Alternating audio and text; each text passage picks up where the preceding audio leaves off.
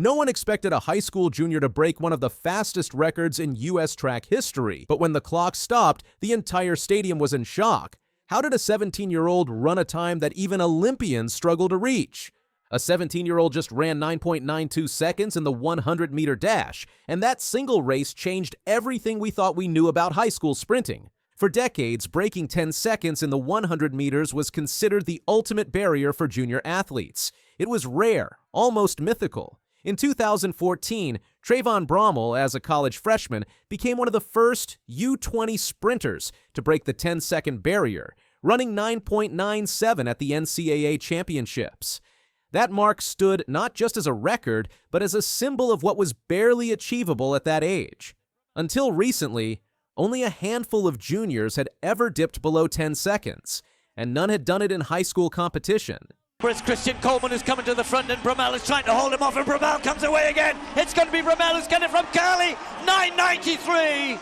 But in April 2024, Christian Miller shook up the sprinting world when he ran 9.93, breaking the national high school record and becoming the face of the new era of young speedsters. That record felt untouchable. It was fast, clean, and set against world-class competition at the Olympic trials. Everyone thought it would stand for years, maybe even a generation.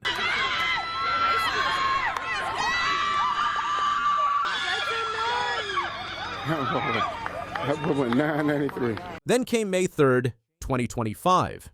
At the UIL Class 6A State Championships in Austin, Texas, the track world witnessed something truly extraordinary. Tate Taylor, a junior from Harlan High School, lined up against one of the most stacked fields in high school history. One of the early favorites, Braden Williams, had already run an extremely fast wind-dated time, faster than any high schooler ever under those conditions. There's a wind-legal 9.92 by Tate Taylor. And yet, when the race started, it was Taylor who stole the show.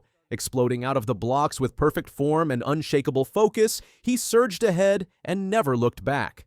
When he crossed the line, the clock read 9.92 seconds. Legal wind, national record, and second fastest U20 time in world history. Here comes Tate Taylor. They're neck and neck. There goes Tate Taylor. I told you Tate Taylor was one that can. Just like that, Christian Miller's historic 9.93 was no longer the standard. Tate Taylor had redefined it. But what makes this even more shocking is the trajectory that brought Taylor to this moment. In 2023, as a freshman, his best 100-meter time was 10.59. Solid, but far from historic. The next year, he dropped it to 10.28 and finished runner-up at state. Most athletes would be thrilled with that kind of progress. But Taylor wasn't done. In 2025, everything came together. His training intensified, his confidence matured, and the results, unthinkable.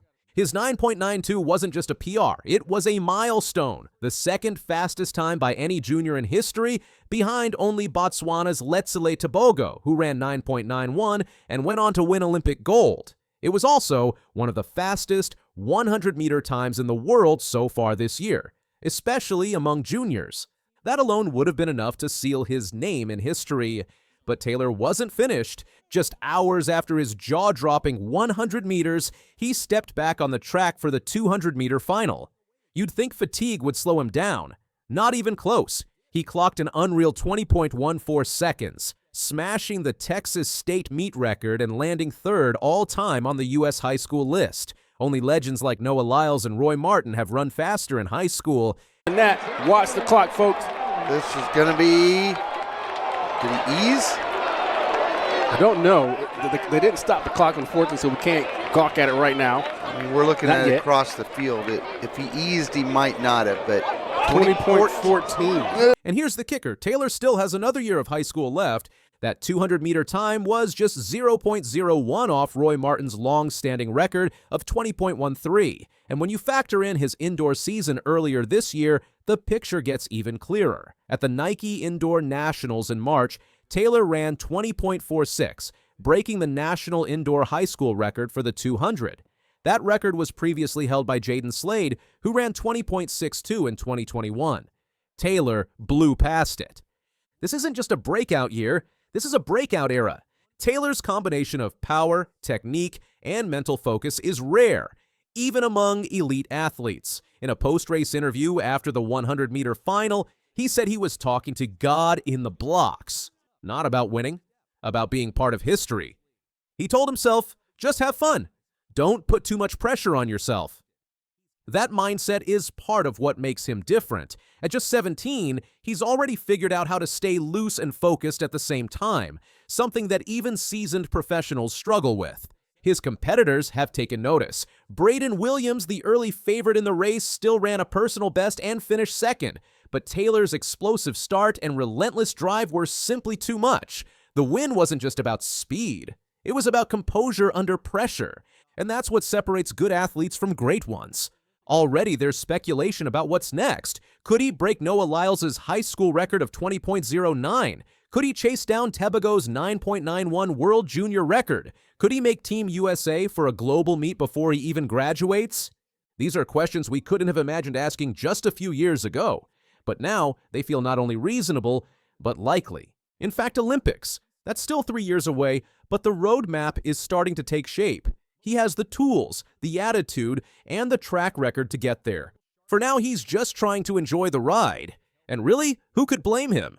Taylor's dominance isn't just limited to one event or one meet. He's consistently shown up and delivered throughout the season. From regional meets to indoor nationals to the biggest outdoor stage in Texas, he hasn't just competed, he's conquered. He was recently named Boys Athlete of the Year in the EN All-Area Track Honors, capping off what has arguably been one of the most dominant high school sprint seasons in U.S. history. And let's not forget, he's doing this while balancing school, expectations, and the growing media spotlight. It's easy to forget he's still a teenager. What makes Taylor's rise so exciting isn't just the times he's running. It's the sense that we're witnessing something we've never seen before, a new ceiling being set for what's possible in high school track and field. This isn't just about numbers, it's about impact. Tate Taylor's performances are going to inspire a new generation of young sprinters. He's setting a new standard, not just in Texas, not just in the US, but globally. There was a time when 10.0 seconds felt like the holy grail. Then it was September 9th. Now, high schoolers are chasing 9.8, and if anyone's going to get there, it might just be Taylor. One thing is certain, the track world is watching, and so far Tate Taylor has given them every reason to keep their eyes glued. Because when a 17-year-old runs 9.92, the question isn't whether he's the real deal. The question is just how far he'll go. If you're as blown away by Tate Taylor as we are, hit that like button, subscribe for more insane track stories, and drop a comment. Could he be the next Olympic legend? Competing. I don't miss the training, but I do miss the competition and the world championships. Usain Bolt just broke the internet again, but not with a race. This time, it was with a message. A message that's hitting hard for anyone who's ever dreamed of being great. Because in a rare and emotional interview, the fastest man in history admitted something no one saw coming. And what he said has sprint fans and future athletes completely stunned. On Colin Jackson's Go Wild podcast, Bolt opened up like never before. He talked about his legendary career, his decision to retire at 30, and something he's never publicly admitted. He regrets walking away from the sport when he did. Bolt told the Go Wild podcast, "I used to complain when I used to travel a lot, when I used to do track and field, but I do miss it. I do miss the competitions and going to the meets competing. I don't miss the training, but I do miss the competition and the world championships." That statement alone surprised fans, but then he went deeper. "If I'd known, it's not like I'm not enjoying the time, but I'd have probably gone 4 more years and say, you know what, let's try for Tokyo. But because I dominated so much, I was like, oh, I don't need to go. But I knew I was going to miss it so much, I'd say, let's go 4 more years. But because I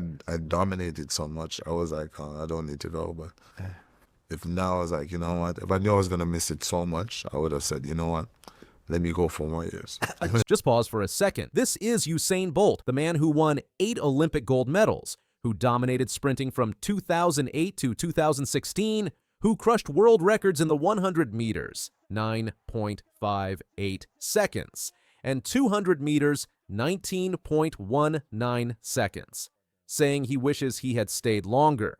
Bolt explained that in 2017, after claiming a bronze medal in his final 100-meter race at the World Championships in London, he felt like his legacy was complete. But now, looking back, he says he could have pushed further and even made it to Tokyo. He even considered a comeback in 2019, but his coach Glenn Mills discouraged it, telling him, "No, you're done." That admission stunned host Colin Jackson. A former Olympic hurdler himself, Jackson was left speechless as Bolt shared his thoughts out loud, possibly for the first time. The conversation revealed how deeply Bolt still feels connected to the sport, even though he officially retired at just 30 years old. He's now 38 and reflecting on a career that changed the world. Even though he made peace with leaving the sport, the thrill of competing, the energy of big events, and the roar of the crowd, those things are hard to forget. Since Bolt left the sport, Jamaica's men's sprint team has struggled to regain its former dominance. At the delayed 2021 Tokyo Olympics, they failed to earn a single medal in the 100 meters, 200 meters, or 4x100 meters relay, events that Bolt once dominated. The dry spell continued through to the 2024 Paris Games, where Keshane Thompson finally ended the medal drought with a silver in the 100 meters. But Jamaica has yet to return to its golden era. So now, instead of chasing medals, Bolt is chasing something bigger: legacy. He's mentoring the next generation of runners and encouraging them to train harder, dream bigger, and think beyond the stopwatch. His influence stretches far beyond the track as he uses his platform to uplift others. Recently, he made headlines for praising 16-year-old Australian sprinter Got Gout, who ran a record-breaking 20.87 seconds in the 200 meters at the Australian All-Schools Championships. Bolt compared the teen to his younger self, saying he sees a future star if the right mindset and training are in place. This moment captured Bolt's role as more than a past champion. He's now a motivator, a voice of encouragement, and a living legend who's still shaping the sport. His words carry weight not just because of who he is, but because of how he delivers them. Bolt doesn't speak in vague slogans. He speaks from experience, from pressure, from understanding what it means to stand on the world's biggest stages and still want more. Bolt's story reminds us that greatness is not just about winning titles. It's about how you use your influence. And now he's using his to push the sport forward. As sprinting struggles to stay in the spotlight between Olympic cycles, Bolt's voice is becoming more important than ever. He's also realistic. In the same interview, Bolt made it clear that he's not coming back to the track. His focus is on business, family, and being a voice for young talent. But he still lights up when he talks about his old life. "I do miss it," he said, reflecting on his past travels and competition. "But I don't miss the training." What sets Bolt apart isn't just his speed. It's how he's handled his post-race life. Instead of fading away, he's stayed involved.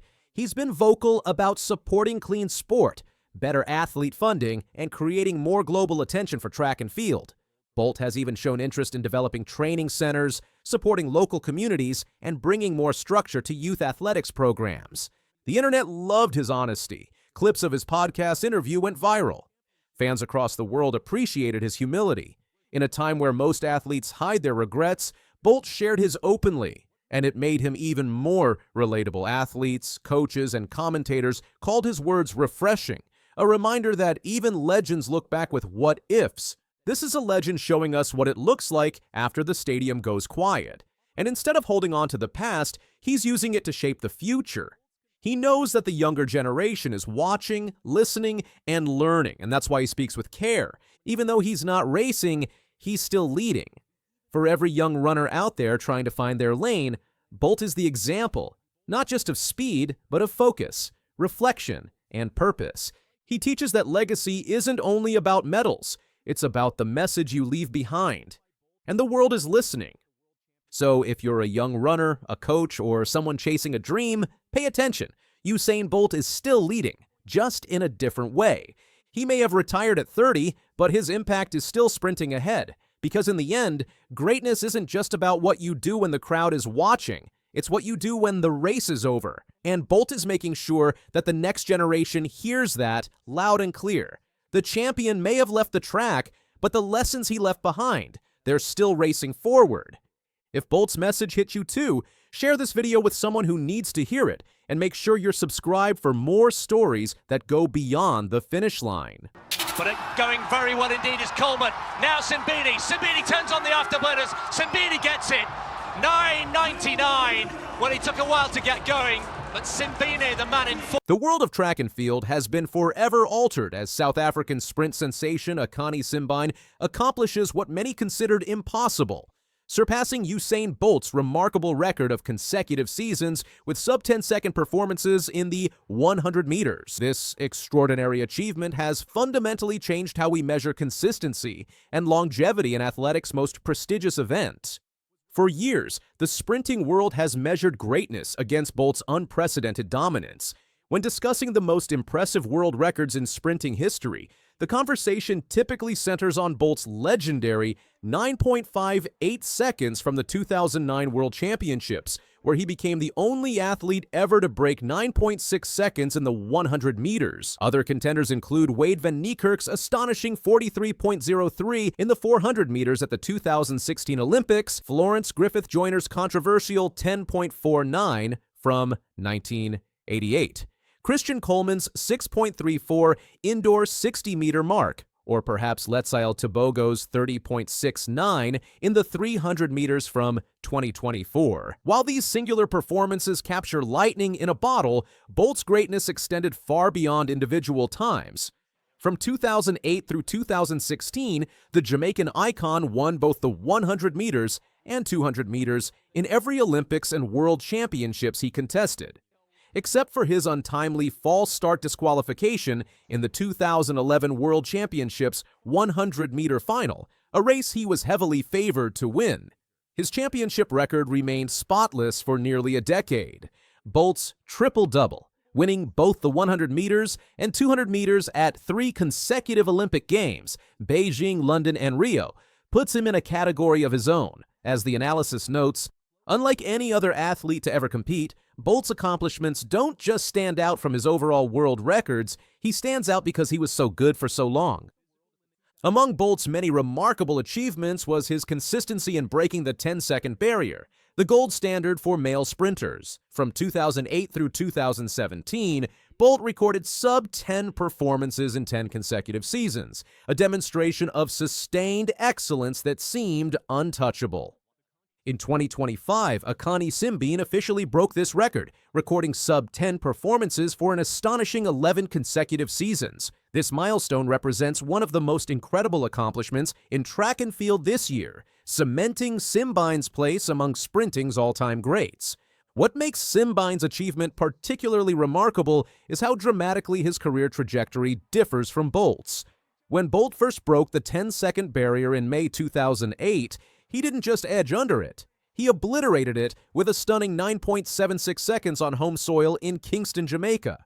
As the analysis notes, while most would probably run a time of, say, 9.98 or 9.99 when breaking 10 for the first time, Bolt dropped a shocking 9.76. This performance put the world in a frenzy as many thought that this was just too good to be true. Yet Bolt continued his meteoric rise, breaking the world record just 28 days later with 9.72 seconds in New York, then lowering it again to 9.69 at the Beijing Olympics. By 2009, in only his second year of sub-10 performances, Bolt had already established his still-standing world record of 9.58 seconds. Simbine's journey represents almost the inverse progression. When we compare Simbine's running progression to Usain Bolt's 100 seasons, we can see that Simbine's progression is almost the exact opposite of what Bolt did. The analysis explains. For Bolt, his personal best came from 2009, only the second year after breaking 10 for the first time. But for Simbine, his personal best came from 2024 at 9.82, which, of course, is the second most recent season where he's broken 10 inches. This record-breaking consistency places Simbine in rarefied air among the all-time sprint greats. In the history of the men's 100 meters, Isafa Powell currently leads with 97 sub-10 performances, followed by Justin Gatlin, 64, Usain Bolt, 52, Maurice Green, 51, and both Johan Blake and Mike Rogers, 46. Simbine currently occupies 7th place with 45 career sub-10 finishes, a number that will likely increase by at least 3 or 4 more in 2025 alone. What makes Simbine's achievement even more poignant is that it comes despite a career that many consider unlucky when it comes to major championships. For Bolt, his sprinting record was quite pristine, taking the biggest titles with the fastest times that the world had ever seen. However, for Simbine, it's been a little bit more complicated, as his sprinting record has been one of the most unfortunate, getting so close so many times at every single global final, but ultimately, he still has yet to win a medal in the 100. Akani Simbine, the only man under 10 seconds, and you're off to a brilliant start for the Diamond League season. How was the race for you? Race felt good. I stumbled a bit after the 60. Had to catch myself, but happy with catching the wind. But wait, there is more. Despite consistently reaching finals at the highest level, Simbine has repeatedly finished just outside the medals, often in 4th or 5th place.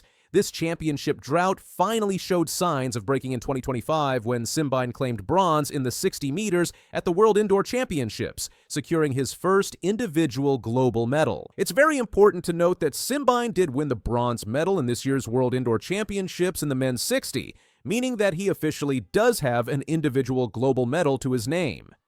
Early season results in 2025 suggest this breakthrough could extend to the 100 meters. Simbine currently ranks as the world's fastest man this year, having clocked 9.90 seconds into a minus 1.4 meters per second headwind at high elevation in Gaborone, Botswana.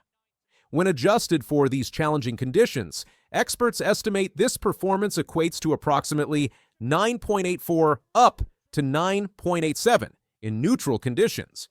He reinforced this status by winning the first Diamond League meeting of the year in China's Xiamen Diamond League, where he was the only sprinter to break 10 seconds at this competition.